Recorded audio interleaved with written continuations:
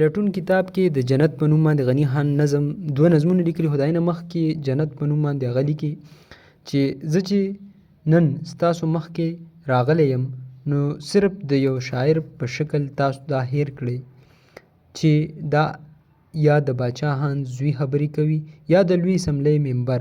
زه چې شعرونه لیکم نو نه زه د باچا خان زوی یم نه د اسمبلی ممبر. هغه مخکې بیا لیکي چې نیکي دلته لیکي جنت، دلته بیا په جنت باندې مخکې هغه لیکي چې نیکي ښایست دی، چې کوم خیال ښکلی وي هغه نیک دی، چې کوم کار نیک وي هغه ښکلی دی. دغه د ښو او بدو نه پورته یوه لار ده چې نیغ بد دی پرې جنت ته بوځي. جنت نه کوټه ده نه کلی دی نه خاریه ده چې ته به تسبیح ګاڼه کړې او ټیکټ به ورله راواخلې او د خیرات په سړې ډوډۍ او د کیر په دیګ به ورله سور لاړ شي. واه، جنت د حیث کمال دی، د کمال حیث دی. جنت د خوار سړي ارټ نه دی چې په 100,000 روپو به پکې مالدار ځان له مینه واخلي، او نه جنت د پیرنګي پنشن دی چې 10-20 کاله به تش په پریټ واخلي. خوره د بمبۍ اکټره نه ده، خوره د بمبۍ اکټره نه ده چې 8 انې ټیکس به ورکړي او په خندا او ګډا به یې وویني. بیا هغه جنت نظم چې کوم یو اوږد نظم غني خان لیکلی دی هغې کې لیکي ډوډۍ غړپ مولا جنتي مولا خلواقپ مولا ولایتي مولا، ډوډۍ غړپ مولا جنتي مولا خلواقپ مولا ولایتي مولا. غني خان مولا ډېر ښه طریقې سره پیژندلی او ډېر ښه طریقې سره هغه ایکسپلین کړی دی په خپلو نظمونو کې. په پیسو قربان او ستی مولا د پولاو په شوق خوري پیتی مولا، دا بې عشقه بې جوشه او مړ آذان، دا بې عشقه بې جوشه او مړ آذان، دا چیلی دماغ او ارزان ضمیر د دې سپین دستار د توهین یې ته. په دې کور د خدای کې د بت سپیر ماته وایي څه چې جنت ته ځو، ماته وایي زه چې جنت ته ځو. ستا جنت ستا د لوږې ارمان دی، ستا جنت د خوراک او د ښځو ډک، ستا جنت نیم پیرس نیم تهران دی. ستا جنت کې دریاب د شوروا روان، پیمانې د پیرنۍ نه برپورې دي. ستا جنت کې جنون او تالاش نشته، ستا جنت کې سربې خورې دي. ستا جنت کې نه سوز نه ارمان شته دی، غټې خېټې لمدې اوږدې سپورې دي. ستا جنت کې غوښتل او بیلل نشته، واړه خورې رضا او بربنډې دي.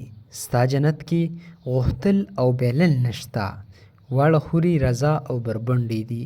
ستا جنت د جنون بې خبره ژوند، ستا جنت یو هوښیار شان تصویر د ځان. ستا جنت د شهوت او د تندې ډک، ستا جنت ستا د لوږې د تاو امکان.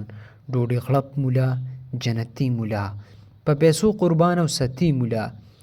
په دې نظم کې غني خان دغسې مولیان ښکاره کړي د کومې نن سبا چې د مفتی عزیز په شکل کې یا د مفتی قوي په شکل کې تاسو ته رامخکې کېږي. راشه واوره ته چې جنت څه دی، راشه واوره ته چې جنت څه دی، د غني جنت د غني مولا. بیا وایي چې د غني جنت څه دی. ته په جنت کې مزې د دنیا لټې، د خورو سترګو کې د ډمو خندا لټې.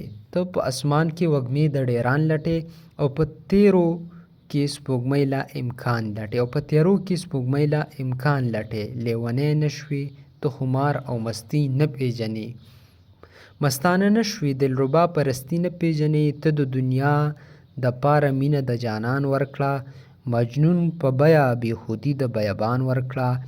لاس دې که اوږد بادشاهي لاړه فقیر شولې، یا زما خان وي یا د کونډو رنډو پیر شولې. ټوله خېټه شوې مستی او جانان نه پیژنې، ټوله ګیره شوې مردي او میدان نه پیژنې.